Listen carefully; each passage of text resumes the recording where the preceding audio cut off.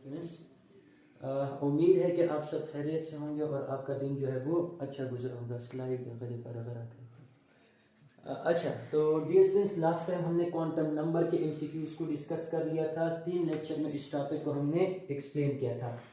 आज के लेक्चर में डियर स्टूडेंट्स हम इस चैप्टर का लास्ट टॉपिक यानी एटॉमिक स्ट्रक्चर का लास्ट टॉपिक डिस्कस करेंगे and that is about electronic configuration.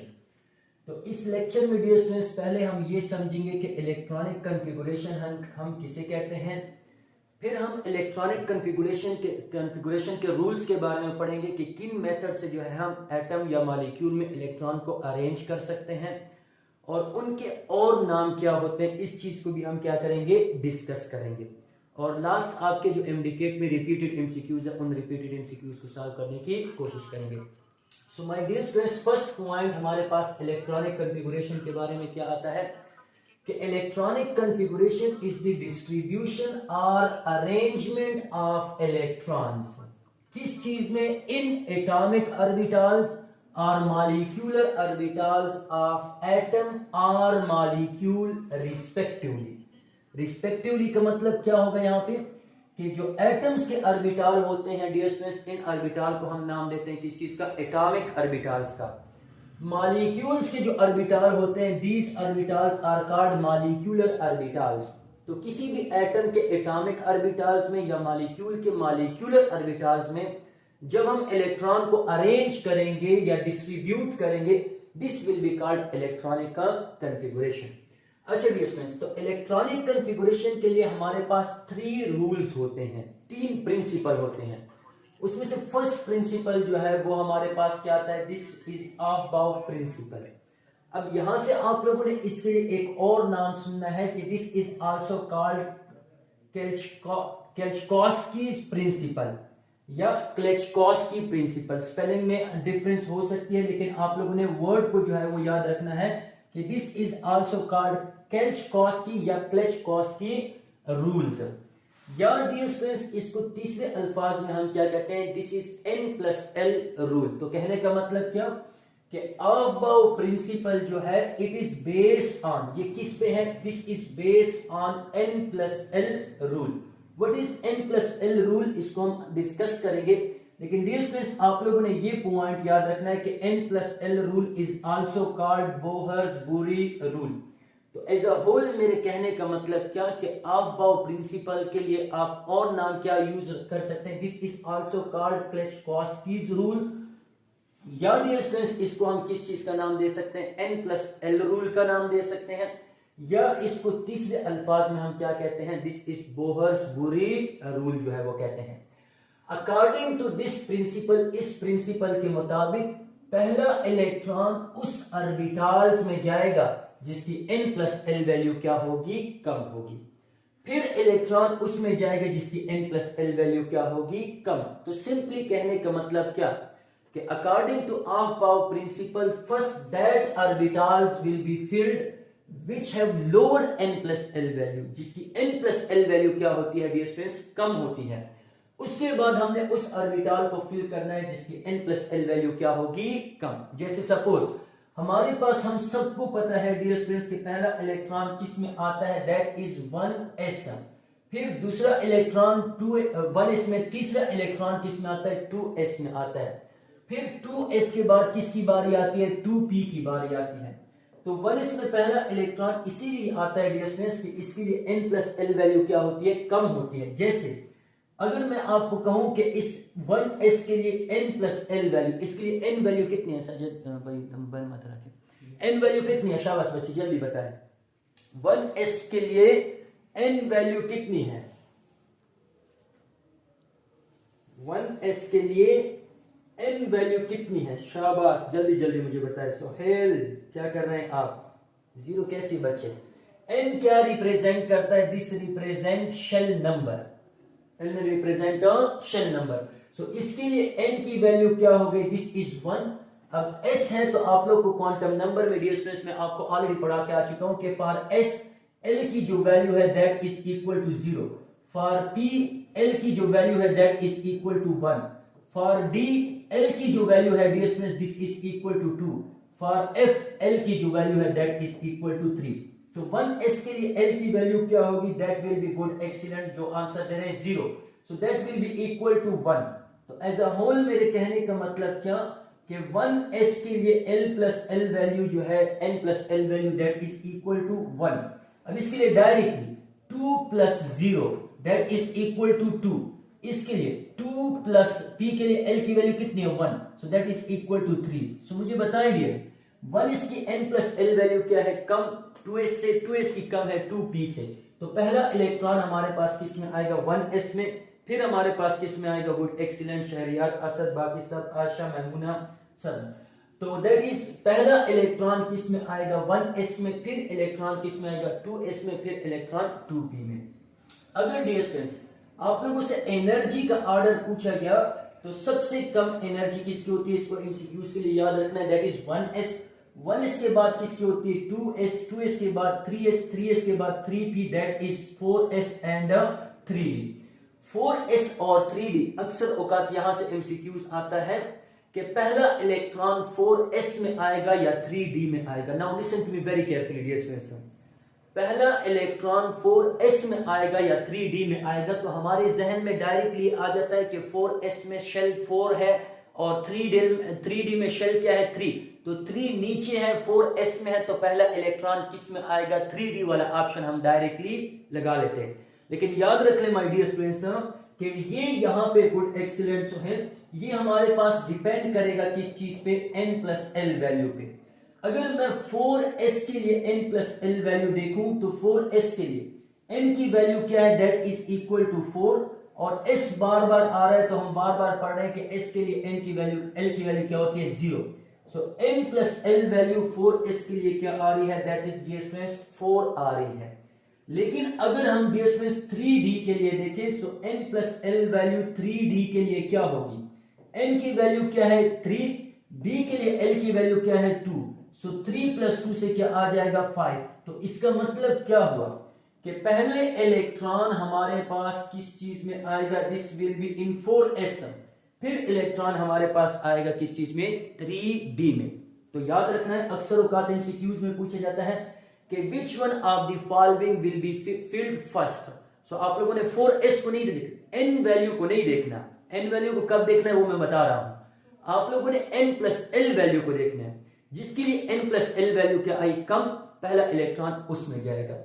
लेकिन अगर डियर स्टूडेंट्स दो ऑर्बिटल के लिए n plus L value same आई तो जिसकी n वैल्यू क्या होगी कम, पहला इलेक्ट्रॉन उसमें आएगा, जिसकी n वैल्यू क्या होगी ज्यादा, दूसरा इलेक्ट्रॉन उसमें आएगा। जैसे सपोज मैं आप लोगों से पूछता हूं कि 3p के लिए n प्लस एल वैल्यू क्या है, so that is 3 plus 1 that is equal to 4, और 4s के लिए हमारे पास n प्लस एल वैल्यू क्या है, that is 4 plus 0 that is my dear friends that is equal to 4। So अब आप लोग मुझे बताएं कि इस केस में n plus L value my dear students क्या आ रही है, सेम आ रही है, दैट इज 4। अब पहला इलेक्ट्रॉन किस में आएगा, जिसकी n वैल्यू क्या होगी हमारे पास कम। सो एमसीक्यूज को गेन करें, which one of the following should be filled first, 4d या 3d या 4s। 4s should be filled first then 3d, why, क्योंकि उसके लिए n प्लस एल वैल्यू क्या आ रही है, कम आ रही है। लेकिन अगर दो ऑर्बिटल के लिए n plus L value same आई तो पहला इलेक्ट्रॉन उसमें जाएगा जिसमें n वैल्यू क्या होगी कम। तो अभी तक आप लोगों ने क्या सीखा, Aufbau principle is also called Klechkowski's rules या n प्लस एल रूल या बोहर-बुरी रूल। फिर इसके मुताबिक पहला इलेक्ट्रॉन किस में आएगा, जिसकी n प्लस एल वैल्यू कम होगी। अगर दो की n plus L value same है तो हमारे पास क्या आएगा, that will B n value जिसकी कम होगी उसमें पहला इलेक्ट्रॉन आएगा। अच्छा डियर, यहां पे मैं आपको एक एमसीक्यूज देने लगा हूं, इस चीज को मैं यहां से हटा देता हूं, मैं आप लोग को एक एमसीक्यूज देने लगा हूं। अच्छा, फर्स्ट एमसीक्यूज यहां से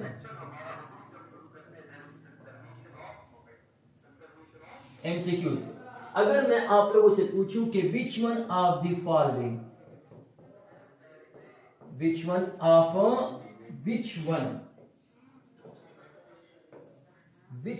of the following is more stable, one of the following is more stable, is stable, कौन सा हमारे पास ज्यादा स्टेबल होगा? Which one of the following is more stable? कौन सा हमारे पास ज्यादा स्टेबल होगा? तो ए ऑप्शन डियर स्टूडेंट्स हमारे पास क्या आ रहा है? ए ऑप्शन, ए ऑप्शन हमारे पास आ रहा है 3s, बी ऑप्शन हमारे पास आ रहा है 4s, सी ऑप्शन हमारे पास आ रहा है 3d, डी ऑप्शन हमारे पास आ रहा है 2s. So which one of the following is more stable? कौन सा हमारे पास ज्यादा स्टेबल है? So that is 3p, 3p, 3d, 3d. शाबाश बच्चे.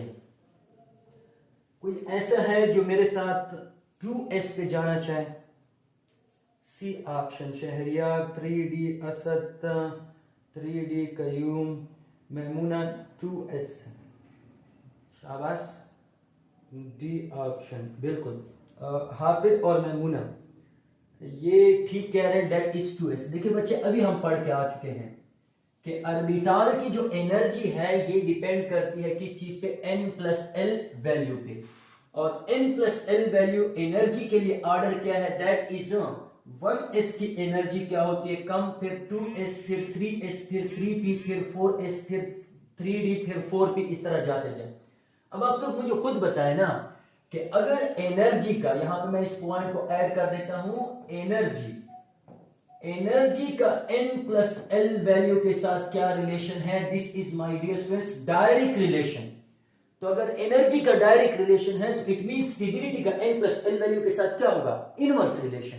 क्योंकि आप सबको ये पता है कि stability is inversely proportional to energy. तो आप मुझे बताएं ना कि जितनी स्टेबिलिटी ज्यादा होगी उतनी एनर्जी क्या होगी? कम, और जितनी एनर्जी कम उतनी स्टेबिलिटी क्या होगी? ज्यादा. तो n+l वैल्यू जिसकी ज्यादा उसकी एनर्जी तो क्या है? ज्यादा, तो ऑटोमेटिकली उसकी स्टेबिलिटी क्या होगी? कम. तो सबसे कम n+l वैल्यू किसके लिए आती है? That is 2s. जब n+l वैल्यू इसके लिए कम आ रही है तो आप लोग मुझे ये बताएं कि n+l वैल्यू जब कम तो स्टेबिलिटी हमारे पास क्या होगी? कम. जी सर प्लीज आप प्रिंसिपल के अदर नेम शो करा लें. अच्छा, इसको जब कंप्लीट कर लेंगे डियर तो फिर अगेन जो है वो करा दूंगा. अब ये मिट जाएगा अगर हटाऊंगा तो. Okay sir. तो याद रखना है कि एनर्जी और n+l वैल्यू का डायरेक्ट रिलेशन है, स्टेबिलिटी और एनर्जी का क्या है? Inverse relation. जिसकी n+l वैल्यू ज्यादा उसकी एनर्जी ज्यादा, लेकिन वो क्या होगा? लीस्ट स्टेबल जो है वो होगा. दूसरा डिस्टेंस हमारे पास जो रूल आता है that is Pauli exclusion principle. Pauli exclusion principle क्या कहता है कि no two electrons in atom have same set of 4 quantum number. दो इलेक्ट्रॉन के चारों क्वांटम नंबर जो है वो सेम नहीं हो सकते. तो इसका दूसरे अल्फाज में मतलब क्या हुआ कि N orbital can accommodate maximum 2 electron. एक ऑर्बिटल में हमारे पास कितने इलेक्ट्रॉन आ सकते हैं? 2 इलेक्ट्रॉन जो है वो आ सकते हैं. और इन ऑर्बिटल का इस स्पिन जो होगा ऑर्बिट में वो क्या होगा? That will B, in electron का जो स्पिन होगा वो स्पिन हमारे पास ऑपोजिट होगा. सो कहने का मतलब क्या कि पॉली एक्सक्लूजन प्रिंसिपल हमें ये एक्सप्लेन करके देता है कि 2 इलेक्ट्रॉन के चारों क्वांटम सेम नहीं हो सकते. सपोज दिस हमारे पास एक इलेक्ट्रॉन है 2s. तो 2s के लिए एक इलेक्ट्रॉन है तो n की वैल्यू क्या हुई? That is 1. l की वैल्यू 2s के लिए 0. l की वैल्यू जब 0 तो m की वैल्यू भी क्या होगी? 0. और s में एक इलेक्ट्रॉन है तो इसका जो स्पिन होगा दैट विल बी +1/2 या हमारे पास -1/2. एनी स्पिन हो सकता है. सपोज मैंने क्या लिया? This is +1/2.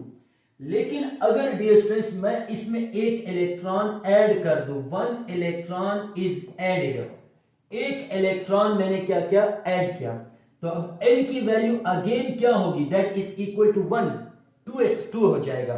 l की वैल्यू अगेन क्या होगी? 0. m की वैल्यू क्या होगी? 0. लेकिन डियर स्टूडेंट्स s की जो वैल्यू है अब वो हमारे पास क्या होगी? That is -1/2.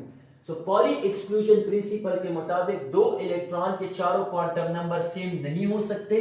दूसरे अल्फाज में एक ही ऑर्बिटल में हमारे पास 2 इलेक्ट्रॉन आएंगे और इन इलेक्ट्रॉन का जो स्पिन है dear students, this spin should be must opposite spin. इस पे मैं एमसीक्यूज लास्ट में जो है वो दूंगा। थर्ड डियर स्टूडेंट्स हमारे पास क्या आता है, दैट इज हुन्स रूल, या इसको दूसरे अल्फाज में हम किस चीज का नाम देते हैं, this is spin multiplicity rules. So which one of the following is called spin multiplicity rule. किसको हम स्पिन मल्टीप्लिसिटी रूल कहेंगे, that is Hund's rule. Which one of the following is called n plus l rule या बोहर्स-बोरी rule. तो आप लोग क्या कहेंगे, that is a ऑफ-बाउ principal. तो यहाँ पे हुन्स रूल क्या एक्सप्लेन करता है कि अगर हमारे पास डीजेनरेट ऑर्बिटल हो, तो यहां से डियर स्टूडेंट्स एक एक एमसीक्यूज को गेन करें कि Hund's rule is applicable for, Hund's rule applicable होता है किस चीज के लिए, degenerate orbital, degenerate orbitals. Hunn's rule is applicable for degenerate orbitals। मतलब अगर ऐसे ऑर्बिटल है जिनकी एनर्जी क्या होती है डियर स्टूडेंट्स, सेम, तो इन ऑर्बिटल को हम किस चीज का नाम देते हैं, these orbital are called degenerate orbital. तो अगर हमारे पास degenerate ऑर्बिटल है तो उनमें हम हर एक ऑर्बिटल में एक एक इलेक्ट्रॉन को क्या करेंगे, पुट करेंगे। सपोज दिस इज हमारे पास 3 ऑर्बिटल है, this is 2px, this is 2py and this is 2pz। अब 2p में हमारे पास कितने इलेक्ट्रॉन है, फॉर एग्जांपल 3। तो पहला इलेक्ट्रॉन डियर स्टूडेंट्स हमारे पास यहां पे आएगा, सेकेंड इलेक्ट्रॉन हमारे पास इस ऑर्बिटल में आएगा और थर्ड इलेक्ट्रॉन जो है वो हमारे पास इस ऑर्बिटल में आएगा। ऐसा नहीं करना, ये करेक्ट है। आप लोग डियर स्टूडेंट्स इसको ऐसे भी कर सकते हैं कि इस इलेक्ट्रॉन का स्पिन क्या कर लें, डाउनवर्ड कर लें, इस इलेक्ट्रॉन का स्पिन भी क्या कर लें, डाउनवर्ड कर लें, और इस इलेक्ट्रॉन का स्पिन क्या कर लें, डाउनवर्ड कर लें। ये भी क्या है डियर स्टूडेंट्स हमारे पास करेक्ट है। लेकिन अगर मैं डियर स्टूडेंट्स इस चीज को ऐसे ड्रा करूं कि दिस इज 2p3, एक इलेक्ट्रॉन का स्पिन क्या है, ऐसे, दूसरे इलेक्ट्रॉन का स्पिन क्या हो गया, दैट इज इस तरीके से डाउनवर्ड, +1/2 -1/2 दोनों हो सकते हैं। तीसरे इलेक्ट्रॉन का डियर स्टूडेंट स्पिन क्या हो गया, that is upward spin. So अब आप लोगों से अगर मैं पूछूं कि which one of the following is incorrect according to Hund's rule, so Hund's rule के मुताबिक ये हमारे पास क्या होगा, इनकरेक्ट होगा। क्यों? क्योंकि हुन्स रूल ये एक्सप्लेन करता है कि when we have degenerate orbitals, ऐसे ऑर्बिटल जिनकी एनर्जी क्या होती है, सेम, तो हर एक ऑर्बिटल में एक एक इलेक्ट्रॉन को पुट करना है with same spin rather than with opposite spin. अगर मैं डियर स्टूडेंट्स इसको ऐसे कर लूं कि इस ऑर्बिटल में हमारे पास 2 इलेक्ट्रॉन आ गए, इसमें 1 इलेक्ट्रॉन और इसमें बिल्कुल इलेक्ट्रॉन आया भी नहीं। इसकी सिंपल एग्जांपल मैं स्टूडेंट को कैसे समझाता हूं कि सपोज एक पेरेंट्स है, एक फादर है, एक बाप है, उसके 3 बच्चे हैं और उसके पास है 30 रुपए, तो हर एक बच्चे को क्या करेगा, 10-10 रुपए देगा अगर उसके अपने बच्चे हैं। ऐसा तो नहीं है कि एक को वो 20 रुपए देगा, एक को वो 10 रुपए देगा और एक को बिल्कुल देगा भी नहीं। तो ये भी हमारे पास क्या, this is incorrect representation. Correct representation Hund's rule के मुताबिक क्या होगी, this is a correct representation. अभी तक यहां तक अगर कोई क्वेश्चन है आप लोग का मुझसे पूछ ले, उसके बाद हम एमसीक्यूज पोर्शन को डिस्कस करने वाले हैं। शाबाश बच्चों। केल्चोस्की, गॉट इट। और जल्दी जल्दी बताएं, क्लियर, गुड, चलें। अच्छा, नेक्स्ट अब देखें, अगर मैं आप लोगों से पूछूं, listen to me very carefully, these are very important MCQs. 2 atom है, एक है atom A and atom B, have electronic configuration, जिनकी इलेक्ट्रॉनिक कॉन्फ़िगरेशन डियर स्टूडेंट्स हमारे पास गिवन है। सजाद भाई देने का पिक्चर आपने वाइफ ले दर कटकाऊ मतलब 2 एटम है जिनकी इलेक्ट्रॉनिक कॉन्फ़िगरेशन क्या है, दैट इज, एक एटम की electronic configuration 1s2 2s2 that is 2p6 and 3s1। दूसरे एटम की इलेक्ट्रॉनिक कॉन्फ़िगरेशन क्या है, that is 1s2 2s2 and 2p4। अच्छा, सजाद भाई को पिक्चर लेने, सजाद को। अच्छा, तो 2 एटम है, गौर से देखिए डियर, एक की electronic configuration 1s2 2s2 2p6 and 3s1। तो मेन फोकस यहां पे हमने किस चीज पे करना है कि इसकी वैलेंस इलेक्ट्रॉनिक कॉन्फ़िगरेशन क्या है, आखिरी सबशेल कौन सा है, दैट इज 3s1। और बी का अगर डियर स्टूडेंट्स हम देखें तो इसकी इलेक्ट्रॉनिक कॉन्फ़िगरेशन क्या है, दैट इज 2p4। आपने इस चीज को जो है वो गेन करना है, दिस इज 2p4। अच्छा आप लोग मुझे बताएं, अगर मैं इसको ड्रा करूं तो this is s sub shell, इसमें एक इलेक्ट्रॉन आ गया है, और अगर मैं इसको ड्रा करूं तो this is p sub shell, p में 3 ऑर्बिटल है, ऑलरेडी हम बार बार पढ़ के आ चुके हैं, 2px 2py and 2pz। This is one electron, this is second electron, this is third electron, fourth electron को आप किसी भी में पुट कर सकते हैं, लेकिन स्पिन क्या होना चाहिए, अपोजिट होना चाहिए। तो ये हमने इस एमसीक्यू से अपने लिए एक कंक्लूजन निकाला कि ये एक एटम है जिसके एस में एक इलेक्ट्रॉन है, और ये दूसरा एटम है जिसके एस में क्या है, 4 इलेक्ट्रॉन है। अब आप लोगों से क्या पूछा गया है dear students, which compound will likely form, कौन सा कंपाउंड लाइकली फॉर्म होगा, A option A B compound, B option A two B, C option A B two, D option A two B two. तो dear याद रखना, मैंने क्या आपको बताया, ए के एस में कितने इलेक्ट्रॉन आ रहे हैं, 1, और बी के एस में हमारे पास अनपेयर्ड इलेक्ट्रॉन कितने आ रहे हैं, 2 अनपेयर्ड इलेक्ट्रॉन आ रहे हैं। तो इसी से आपका एमसीक्यू सॉल्व हो जाएगा। तो शाबाश मुझे जवाब दें, विच compound will likely be formed. शाबाश, मैं इसको हटा लेता हूं क्योंकि इसमें सॉल्यूशन ऑलरेडी मौजूद है। तो which compound will likely be formed, चलिए देख ले, खैर है, which compound will likely be formed, कौन सा कंपाउंड लाइकली फॉर्म होगा, A B two, C option Shahriyar, C sir question को दोबारा समझा दे। अच्छा बच्चे देखिए क्वेश्चन क्या है कि 2 एटम है, एक एटम की इलेक्ट्रॉनिक कॉन्फ़िगरेशन ये है, दूसरे एटम की इलेक्ट्रॉनिक कॉन्फ़िगरेशन ये। आप लोगों से कहा गया है कि कौन सा कंपाउंड जो है वो बनेगा।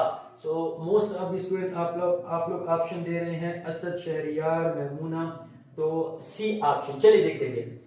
अब इस अगर आप ए को देखें तो ए के एस में कितने इलेक्ट्रॉन आ रहे हैं, 1, तो इट मींस ए कितने बाण बना सकता है, एक ही वक्त में 1 बाण बना सकता है। और बी के पी में कितने इलेक्ट्रॉन आ रहे हैं, that is 2 unpaired electron. So इसका मतलब बी एट अ टाइम कितने बाण बना सकता है, 2। सो जो 1 बाण बनाता है, शाबाश मुझे बताया, उसको हम किस चीज का नाम देते हैं, मोनोवैलेंट का। और जो 2 बाण एट अ टाइम बनाता है उसको हम नाम देते हैं डायवैलेंट का। ए बना रहा है 1 बाण और बी बना रहा है, एक ही बी बना रहा है 2 बाण। सो इसका मतलब क्या कि इस कंपाउंड का फार्मूला होने वाला है A2B। Why A2B? बिकॉज ए बना रहा है 1 बाण, अभी समझ गया, good.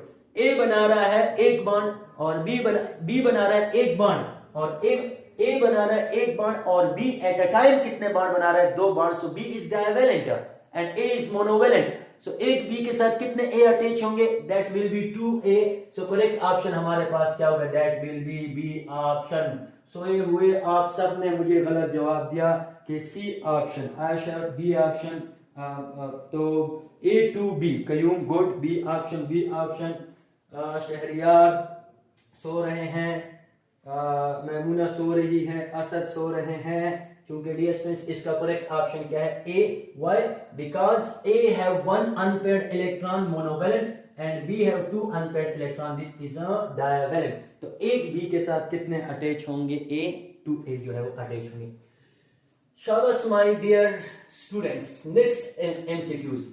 Which one of the following, गौर से सुने, ये रिपीटेड एमसीक्यूज है।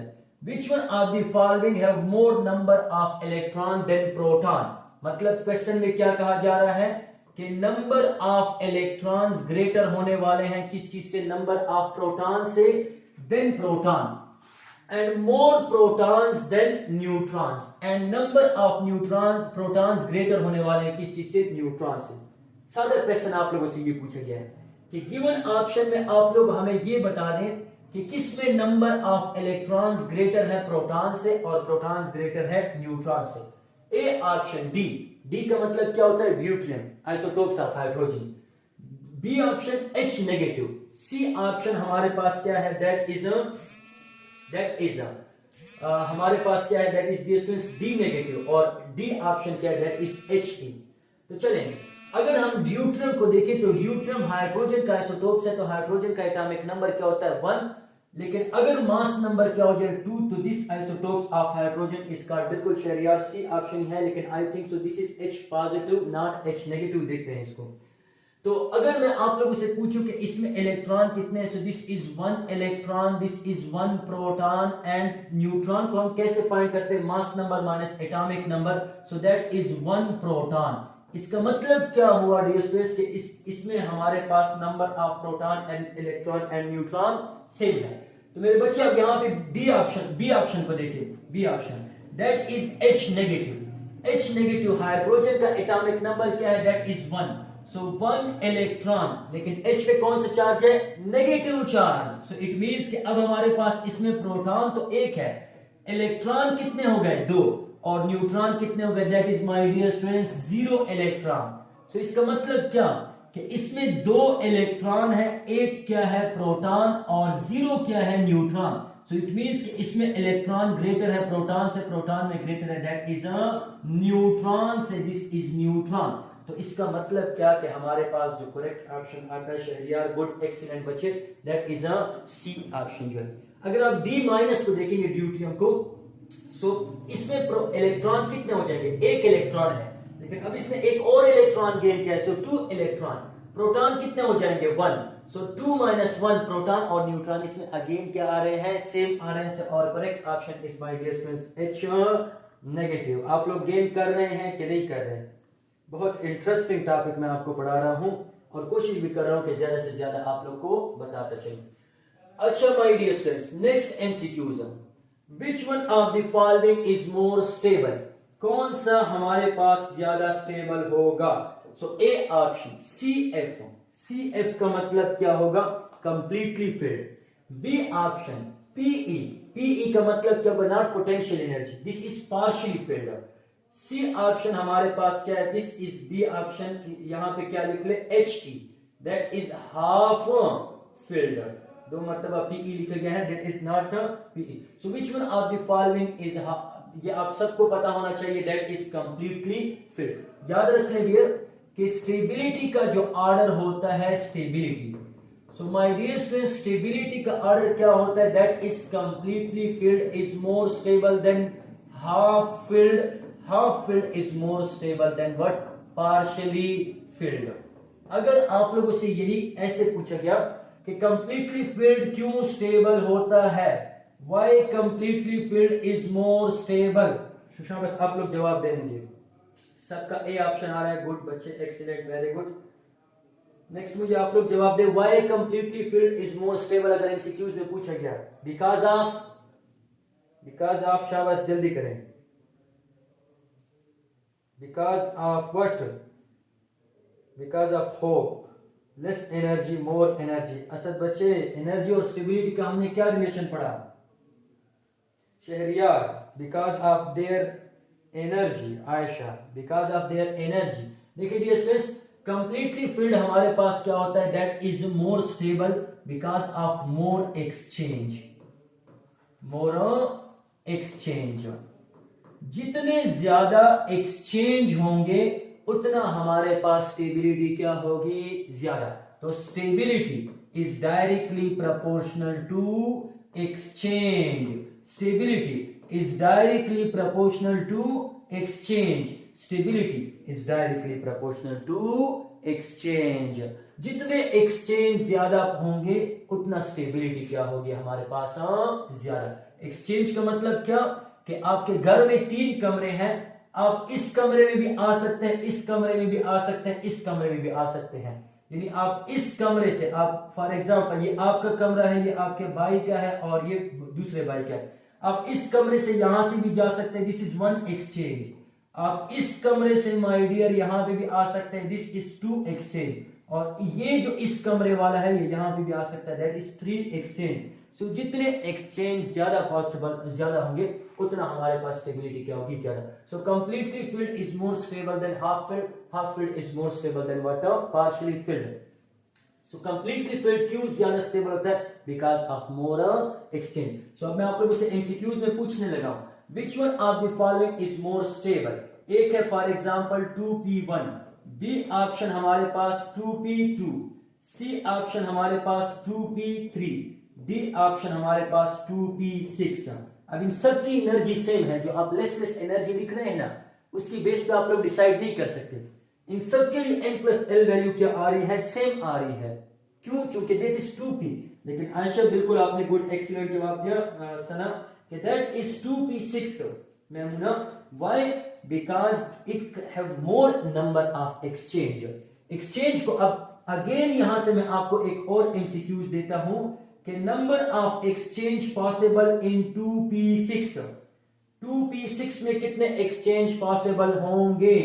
ए ऑप्शन हमारे पास 6, बी ऑप्शन हमारे पास 8, सी ऑप्शन हमारे पास 10, डी ऑप्शन सपोज डियर। हम एक ही एमसीक्यूज से देखिए, मैंने आपको 3 एमसीक्यूज बना के दिए। Why completely field is more stable? Because of more exchange. अब आप लोगों से ये पूछा गया है कि P6 में नंबर ऑफ एक्सचेंज कितने पॉसिबल होंगे? तो शाबाश शाबाश माय डियर स्टूडेंट्स, जिसने जवाब मुझे दिया उसके लिए मैं ऑनलाइन एक क्या भेजूं? A option 6 exchange. सना कह रही है ए ऑप्शन। शाबाश बच्चे, और भी बोले ए।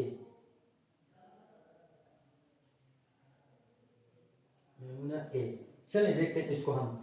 एक्सचेंज के लिए एक ट्रिक याद रखनी है डियर कि एक्सचेंज के लिए जो फार्मूला होगा that is equal to n into n minus 1 divided by 2। What is the formula for exchange? यही फार्मूला स्पेक्ट्रल लाइन के लिए भी यूज होता है।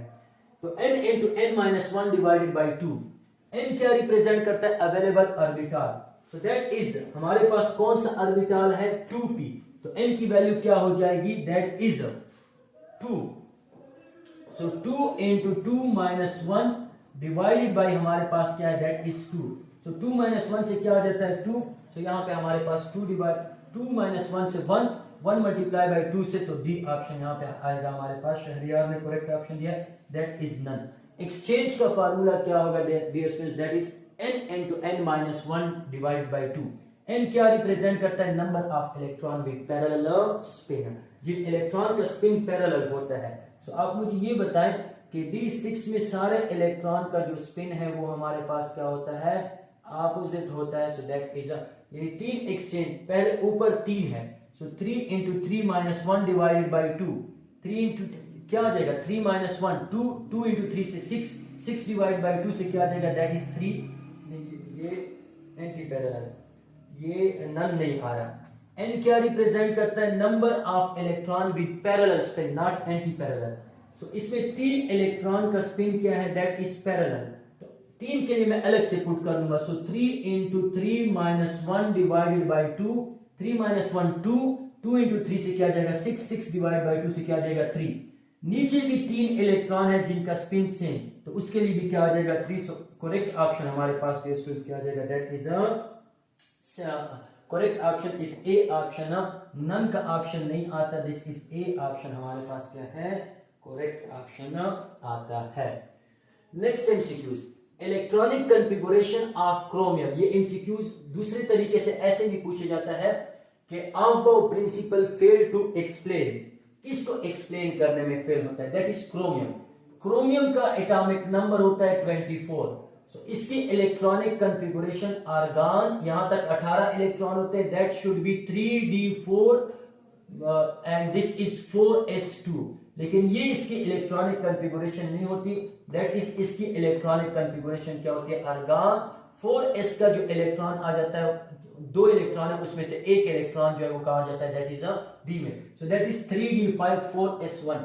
मतलब हमारे पास जो 4s का इलेक्ट्रॉन है वो जंप कर देता है किस चीज में? 3d में। Why? Because of good excellent, that is because of stability. D इस केस में क्या है? That is half field. लेकिन इस केस में क्या? सॉरी पार्शियल फील्ड, लेकिन इस केस में क्या है? That is half field. और अभी हम पढ़ के आए कि half field is more stable then partial field. Partial field is more stable, completely field is more stable than half field and partially field. Last MCQs dear students. Horn's rule is not applicable on s orbital, b option, p orbital, c option, d orbital and d option all of these। Horn's rule पहले मुझे ये बताएं कि Horn's rule ने क्या explain किया। Horn's rule ने dear ये एक्सप्लेन किया कि अगर डीजेनरेट ऑर्बिटल है तो हर एक ऑर्बिटल में एक एक इलेक्ट्रॉन को पुट करना है with same spin rather than putting these electron in same orbital with opposite spin. तो Hund's rule is not applicable. This is MCQs of 2020. Which one of the following do not obey Hund's rule? कौन से पे Hund's rule applicable नहीं है? तो शाबाश dear students. किस पे Hund's rule applicable नहीं है? ए ऑप्शन खातिर, और भी बताएं मुझे शाबाश बच्चे।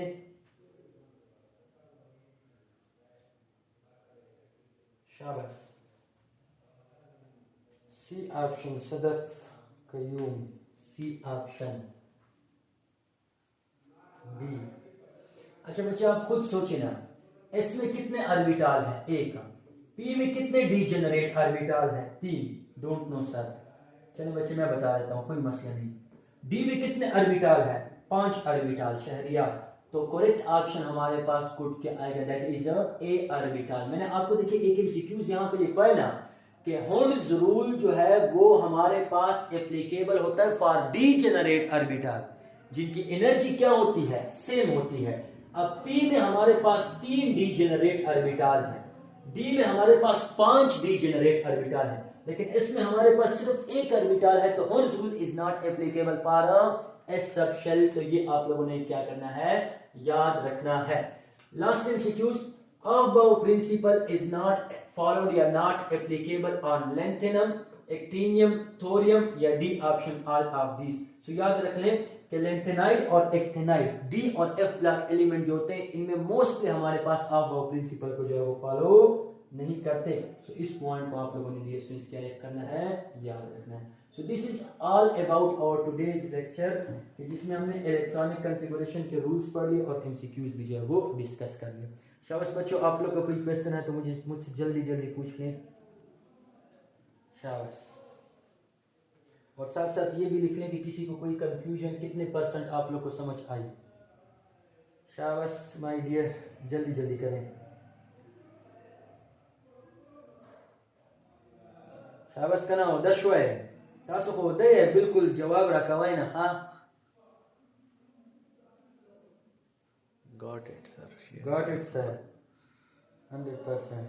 सर थोड़ा साइड में मैंने नहीं होना साइड पे, सर आपको स्क्रीनशॉट लेके सेंड कर देंगे। सर इस पे थोड़ा समझा दें आल पर क्या कि क्या मुझे तो message. Sir I have a question related to spin quantum number. Sir clear है? जी बच्चे बोलें, जिनका क्वेश्चन है वो बोलें।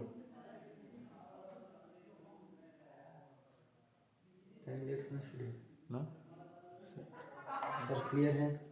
सर डी को क्यों सेलेक्ट किया? डी को डी इसलिए सेलेक्ट किया इस एमसीक्यूज में। कल न्यू चैप्टर स्टार्ट करेंगे, कौन सा? इंशाल्लाह कल जो है हम गैसेस चैप्टर डिस्कस करेंगे। अच्छा सोहेल बच्चे आप कौन सा डी ऑप्शन कह रहे हैं? गैसेस में से Boyle law, Charles law and introduction to gases को डिस्कस करेंगे। रिकॉर्ड है बंद।